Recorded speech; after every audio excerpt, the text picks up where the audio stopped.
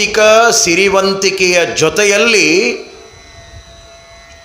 ಹೃದಯ ಶ್ರೀಮಂತಿಕೆಯನ್ನು ಸಂಪಾದನೆ ಮಾಡ್ಕೋಬೇಕು.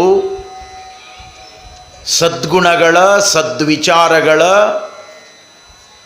ಮೌಲ್ಯಯುತವಾಗಿರುವಂಥ ಜೀವನದ ಸಂಪತ್ತುಗಳನ್ನು ಕೂಡ ಮನುಷ್ಯ ತನ್ನ ಜೀವನದಲ್ಲಿ ಸಂಪಾದನೆ ಮಾಡ್ಕೋಬೇಕು. ಕೆಲವು ಮಾತುಗಳನ್ನು ನಾವೆಲ್ಲ ಗಮನಿಸಬೇಕು. ಕೋಳಿಯಂತೆ ಇರಲು ಕೋಳಿಯಂತೆ ಬಾಳಲು ಪ್ರಯತ್ನ ಪಡಬೇಕಾಗಿಲ್ಲ. ಕಾಗೆಯಂತೆ ಇರಲು ಕಾಗೆಯಂತೆ ಬಾಳಲು ಪ್ರಯತ್ನ ಪಡಬೇಕಾಗಿಲ್ಲ. ಕತ್ತೆಯಂತೆ ಇರಲು ಕತ್ತೆಯಂತೆ ಬಾಳಲು ಪ್ರಯತ್ನ ಪಡಬೇಕಾಗಿಲ್ಲ. ನಾಯಿಯಂತೆ ಇರಲು ನಾಯಿಯಂತೆ ಬಾಳಲು ಪ್ರಯತ್ನ ಪಡಬೇಕಾಗಿಲ್ಲ. ಆದರೆ ಮನುಷ್ಯನಂತೆ ಇರಲು ಮನುಷ್ಯನಂತೆ ಬಾಳಲು ಪ್ರಯತ್ನ ಪಡಬೇಕು. ಆ ಪ್ರಯತ್ನದ ಮಾರ್ಗವೇ ಅದು ವಿಶ್ವಧರ್ಮ ಪ್ರವಚನ.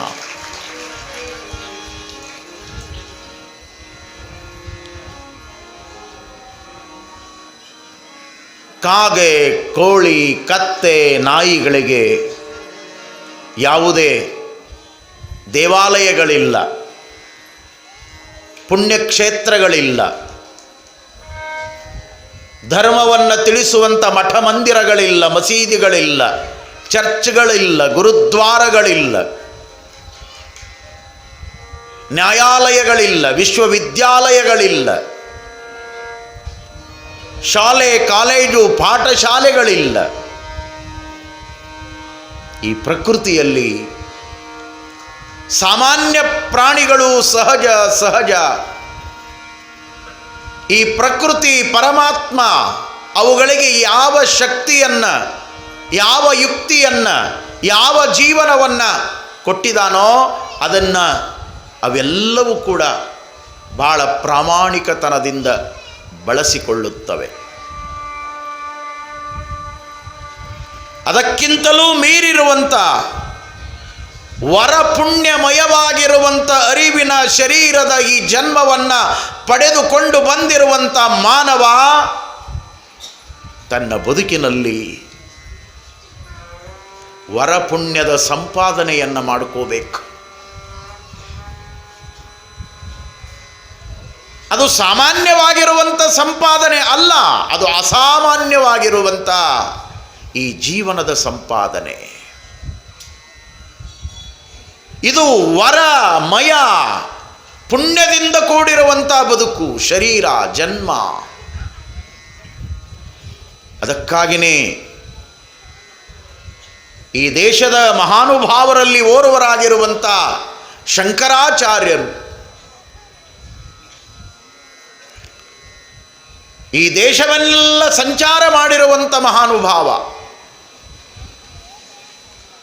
ಉಪನಿಷತ್ತುಗಳಿಗೆ ಭಾಷ್ಯವನ್ನು ಬರೆದಿರುವಂಥ ಮಹಾನುಭಾವ. ಆ ಪುಣ್ಯಾತ್ಮ ಒಂದು ಮಾತನ್ನು ಹೇಳ್ತಾರೆ, ಜಂತೂನಾಂ ನರಜನ್ಮ ದುರ್ಲಭಂ.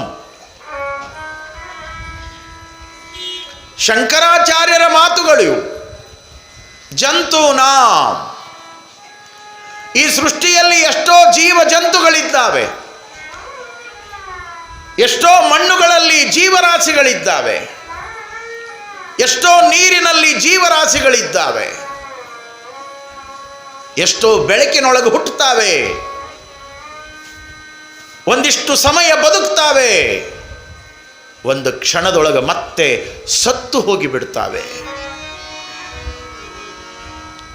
ಇಲ್ಲಿ ಲೈಟಿನ ಬೆಳಕು ಬಿದ್ದ ತಕ್ಷಣವೇ ಕಾಣದೇ ಇರುವಂಥ ಚಿಕ್ಕ ಚಿಕ್ಕ ಚಿಕ್ಕ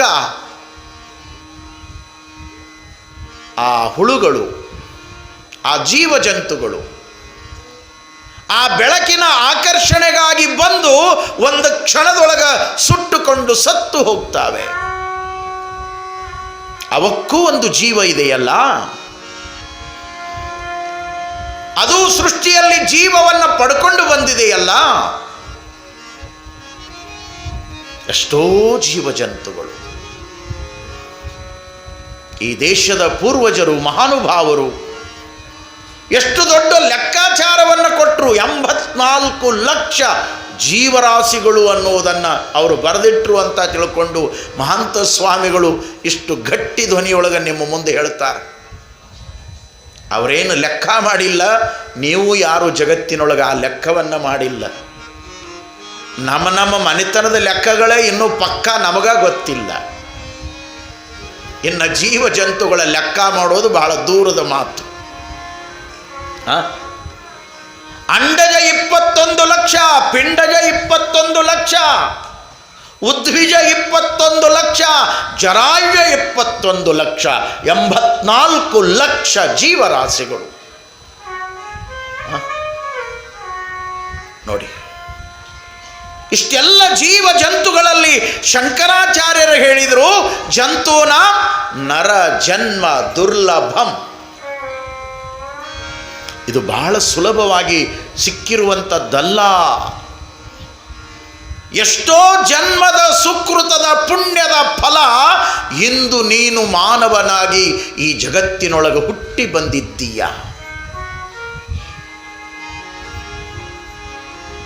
ಹಾಗಾಗಿ ಇದು ವರ ಪುಣ್ಯಮಯ ಶರೀರ. ಬಸವನೆಂದರೆ ಸಾಕು, ಅದು ಜೀವನಕ್ಕೆ ಸದ್ಗತಿ.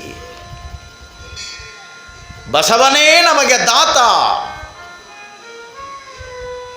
ಬಸವನಿಗಿಂತ ಮಿಗಿಲಾದ ದೈವ ಇನ್ನಾರುಂಟು ಅನ್ನುವಂಥ ಪ್ರಶ್ನೆಗಳನ್ನು ಕೇಳುತ್ತಾ ಈ ನಾಡಿಗೆ ಬೆಳಕನ್ನು ಚೆಲ್ಲಿರುವಂಥ ಸಂತೆಕೆಲ್ಲೂರಿನ ಘನಮಠ ಶಿವಯೋಗಿಗಳು.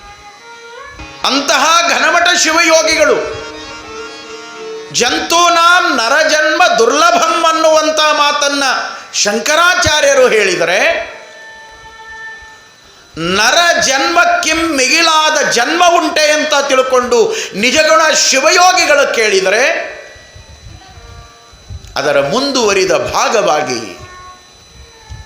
ಸಂತೆಕೆಲ್ಲೂರಿನ ಘನಮಠ ಶಿವಯೋಗಿಗಳು 2 ಕಿಮ್ಮತ್ತಿನ ಮಾತುಗಳನ್ನು ತಮ್ಮ ಸ್ವರವಚನದಲ್ಲಿ ಹೇಳ್ತಾರೆ.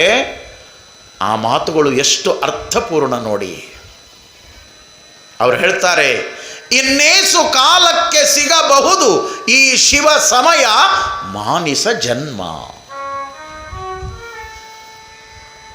ಘನಮಠದಾರ್ಯರ ಮಾತುಗಳು. ಅಪ್ಪ, ವಿಚಾರ ಮಾಡಿ, ಮನುಷ್ಯರಾಗಿ ಹುಟ್ಟಿದ್ದೀರಾ, ಅರಿವಿನ ಜನ್ಮಕ್ಕೆ ಬಂದಿದ್ದೀರಾ. ಎಲ್ಲ ಜೀವ ಜಂತುಗಳಲ್ಲಿ ಮಿಗಿಲಾಗಿರುವಂಥ ಕಿಮ್ಮತ್ತಿನ ಸಂಪತ್ತಿನ ಬದುಕನ್ನು ಪಡ್ಕೊಂಡಿದ್ದೀರಾ. ಓ ಮಾನವರೇ, ಎಲ್ಲರನ್ನ ಕುರಿತು ಅವರು ಹೇಳ್ತಾರೆ, ವಿಚಾರ ಮಾಡಿ, ಇನ್ನೇಸು ಕಾಲಕ್ಕೆ ಸಿಗಬಹುದು ಈ ಶಿವ ಸಮಯ ಮಾನಿಸ ಜನ್ಮ. 2 ಮಾತುಗಳು. ಒಂದು, ದೇವರು ನಿಮ್ಮ ಬದುಕಿಗೆ ಕೊಟ್ಟಿರುವಂಥ ಬೆಲೆ ಬಾಳುವಂಥ ಸಂಪತ್ತಿನ ಸಮಯ. ಅದನ್ನು ಕೇವಲ ಸಮಯ ಅನ್ನಲಿಲ್ಲ ಅವರು, 2 ಅಕ್ಷರವನ್ನು ಮುಂದೆ ಜೋಡಿಸಿ ಹೇಳ್ತಾರೆ, ಶಿವ ಸಮಯ.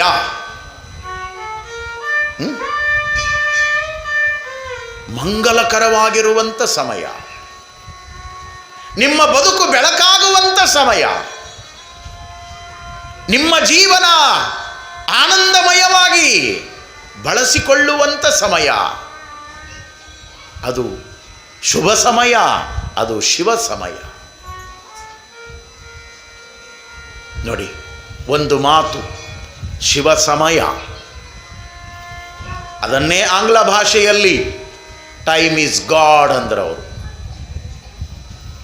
ಇಲ್ಲಿ ಶಿವ ಸಮಯ ಅನ್ನುವುದನ್ನು ಮಹಾತ್ಮರು ಹೇಳಿದರೆ, ಅಲ್ಲಿ ಅವ್ರು ಹೇಳ್ತಾರೆ ಟೈಮ್ ಈಸ್ ಗಾಡ್. ದೇವರು, ಸಮಯವೇ ದೇವರು.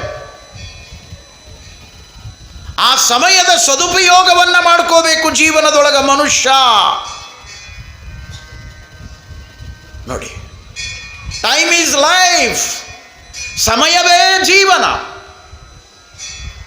Time is money. ಸಮಯವೇ ಸಂಪತ್ತು. Time is diamond. ಸಮಯ ಅದು ವಜ್ರಕ್ಕಿಂತಲೂ ಮುತ್ತು ರತ್ನಕ್ಕಿಂತಲೂ ಬೆಲೆ ಉಳ್ಳಂಥದ್ದು. ಕಾರಣ, ಉಳಿದೆಲ್ಲ ಭೌತಿಕ ಸಂಪತ್ತುಗಳನ್ನು ನೀನು ಪಡೀಬಹುದು, ಗಳಿಸಬಹುದು, ಏನೆಲ್ಲ ಸಾಧನೆ ಮಾಡಬಹುದು, ಕೀರ್ತಿಯನ್ನು ಗಳಿಸಬಹುದು. ಆದರೆ ಅದನ್ನೆಲ್ಲ ಮಾಡಲಿಕ್ಕೆ ಅವನು ಕೊಟ್ಟ ಶಿವ ಸಮಯ ನಿನ್ನ ಬದುಕಿನೊಳಗ ಅದು ಇಲ್ಲದೆ ಹೋದರೆ ನಿನ್ನ ಬದುಕು ವ್ಯರ್ಥ.